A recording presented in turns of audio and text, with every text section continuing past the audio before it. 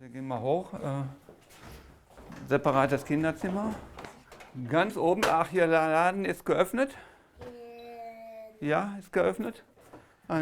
Geöffnet, ja, die haben einen eigenen Kaufladen natürlich hier. Gut, was kostet Wasser heute? 1 Euro. 1 Euro, 5 Euro. Ja, das ist halt Weihnachtsgeschenk. Ja, bezüglich Patenschaft, da wird man häufig gefragt, wieso macht ihr das überhaupt? Wir machen das deshalb, weil wir eigentlich eine gesellschaftliche Verantwortung haben wollen und schon immer seit Jahren irgendwelche Patenschaften mit anderen Kindern oder Ausländern oder Flüchtlingen hatten. Und jetzt haben wir diese übernommen hier in Frönnberg. Ja, da ist Kind. Ja, ich weiß. Zielführender Spielen verstecken. Achtung, es geht los. Ich weiß. Ist schön, klar. Hat immer seine beiden Seiten, klar. Ist schön. Oder, Masia? Ist schön. Die Kinder müssen sich am meisten freuen. Also es ist den Kindern schon auch wichtig, hierher zu kommen. Schlafen auch ganz gerne mal hier.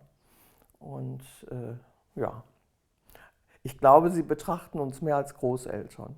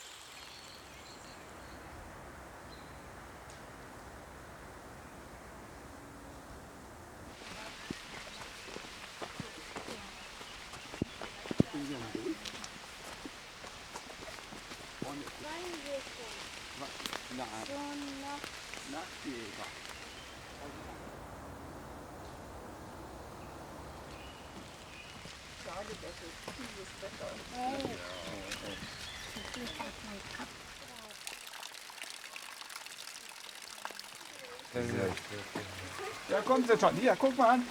Da ist sie. Guck mal. Da ist, ja, guck. Weiß mich gar nicht. Da. Ja, hier, Sie will das fressen. Seitdem ich diese Kinder mit betreue, lache ich viel mehr. Weil es einfach viele spaßige Momente gibt und weil man einfach auch einiges unternimmt, was wir als alleiniges Ehepaar ohne Kinder nicht so gemacht haben. Also jetzt machen wir ganz viele andere Sachen und gehen jetzt auch mal ins Theater, in Pippi Langstrumpf und in so ein Kindertheater oder sonstige Geschichten. Das ist einfach manchmal sehr lustig. Hey, du hast das getan.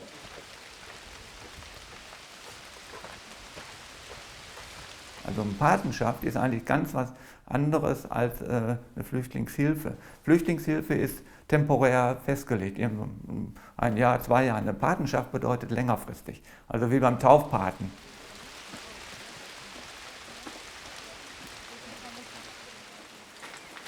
Guck, die gehen gleich in Wo, da oben rein? ein Loch. Ja. Oh, Eine steckt fest. was ist denn da oben mit der Kleinen da oben, diese Schutzdicke? Das wächst im Grunde, ist unsere Patenschaft jetzt so wie ein Teil der Familie. Das ist schön. Ja. Das heißt, ihr zieht da auch viel für euch raus, so aus der Patenschaft? Ja.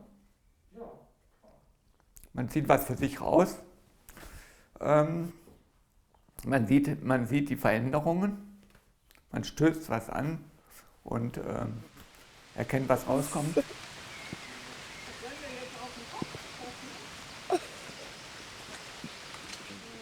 Wo? Die geht da. Oh, die geht zur Hanne los. Die hat eine hohe Baby.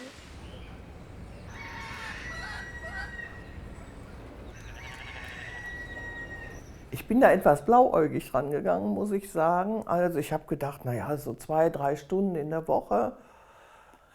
Aber dann habe ich sehr schnell gemerkt, dass das nicht geht. Vor allen Dingen mit dieser Verkehrsanbindung. Also im Grunde macht man ständig Taxifahrten. Man fährt die Kinder von A nach B.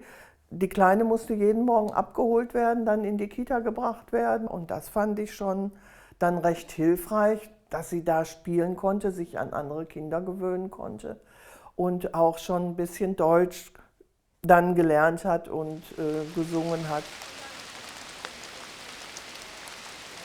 Kommunikation ist natürlich immer eine gewisse Hürde. Eine gewisse Hürde, die man auch akzeptieren muss. Die Kinder haben natürlich ein Riesenproblem. Der Junge ist mit 10, 11 Jahre war er, ist hier angekommen. Aufgrund der Schulpflicht wurde er gleich in eine Klasse gesteckt. Kein Wort Deutsch, Ausländer, wurde gemobbt ohne Ende. Die haben dann gewisse Deutschstunden natürlich in der Schule, lernen ein bisschen Deutsch. Bei uns in der Familie ist das, dass der Sohn eigentlich schon ganz gut Deutsch versteht und der wird immer als Dolmetscher verwendet. Aber ich bin mir sicher, dass er das teilweise überhaupt nicht richtig übersetzt. Bei den Mädchen, das jetzt in der 2. Klasse ist, die sehr, sehr gut lesen kann, die liest den Text da, fragt man sie, was bedeutet das? Weiß ich nicht. Und das sind natürlich Themen, da müssen wir dran arbeiten.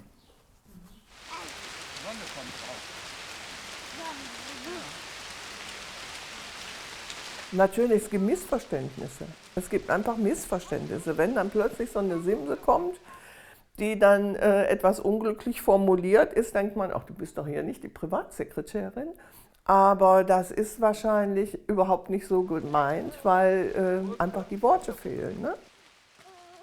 Aber im Großen und Ganzen ist es sehr vertrauensvoll.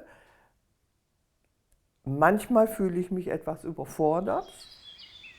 Auf der anderen Seite ist man jetzt schon so tief da drin und so miteinander, dass man auch nicht sagen kann, Mensch, macht doch euren Kram alleine. Das geht einfach nicht mehr. Aber will man im Grunde auch gar nicht.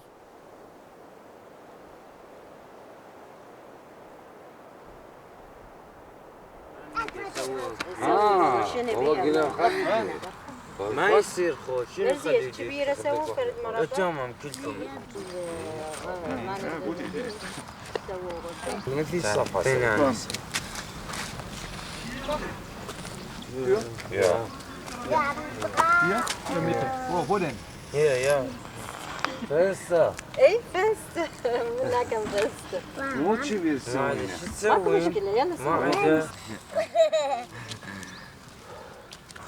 Television hin. Wo ist der Eingang? Hier. Das ist Herd. ما عاد مين ما عاد تعمل. Und das ist das بيت Bett von meinem Bruder. Und das ist der Schranke. Und das Fenster, noch ein Fenster. Und unsere Betten. 4 Betten. Ja, 4 Betten. Und ein Kommode. Und ein Fernseher. Hier noch eine Kommode. Es war ein kleiner Raum mit 5 Betten übereinander, Stockbetten, einem Schrank, einem Tisch, abgezählten Stühlen und dann noch ein Herd und ein Kühlschrank und das war ihr Lebensraum. In sehr engen Verhältnissen. Und das fand ich schon ziemlich heftig.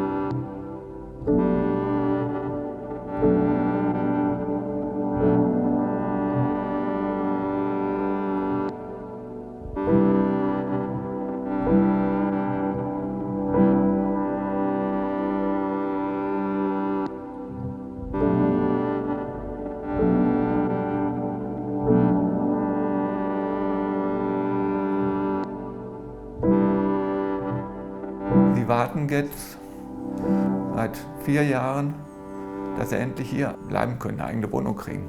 Am Anfang waren die Entscheidungen ein halbes Jahr, und jetzt die letzte Entscheidung, die zieht sich jetzt 1,5 Jahre hin. Und dann da wird die Frau schon ein bisschen unruhig, dann immer da in dieser Enge zu liegen. Fünf Personen in einem Raum, das ist, ja, das ist nicht gut.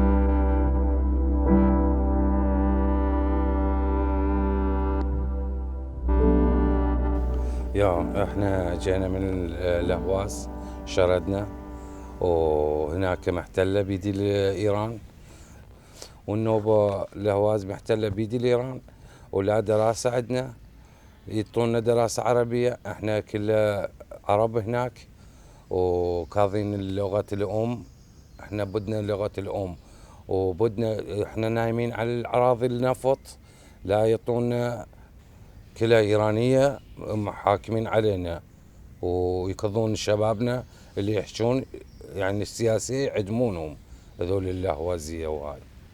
جينا من الأهواز شردنا جينا لتركيا، من تركيا جينا اليونان، من يونان جينا سوربيا، بعد جينا الطريق كله مشي، لا ركبنا لا قطار كان باص كان بس مو هالقد، أكثر كنا مشي Aber immer laufen mit Fuß, ohne weit. Wir haben sehr viel gelaufen, in Wasser sind wir gekommen, und ja, ohne Essen, ohne Trinken, das war schwer. Ja, er war immer weg, also 6 Uhr morgens ist er rausgegangen zur Arbeit und ja, irgendwann haben die ihn von Arbeit rausgeworfen. Also wenn die gesagt haben, warum kriegen wir so wenig Geld und so, dann haben die den geschlagen und die haben gesagt, ihr habt es verdient und sowas. Die haben den beleidigt. Ich war in der Schule, die haben uns nur Persisch beigebracht. Die haben gesagt, wenn ihr Arabisch sprecht, wir schlagen euch, damit wir die Muttersprache vergessen. Extra dafür gekauft und auf einmal jetzt Sitzbank braucht sich ja nie, wie man. والله أنا عفت الوطن يعني قلبي راح من الوطن، أنا أريد الوطن، أريد الاحتلال الأهواز، احتلال، ما أريد أنا إيران يحكم علينا.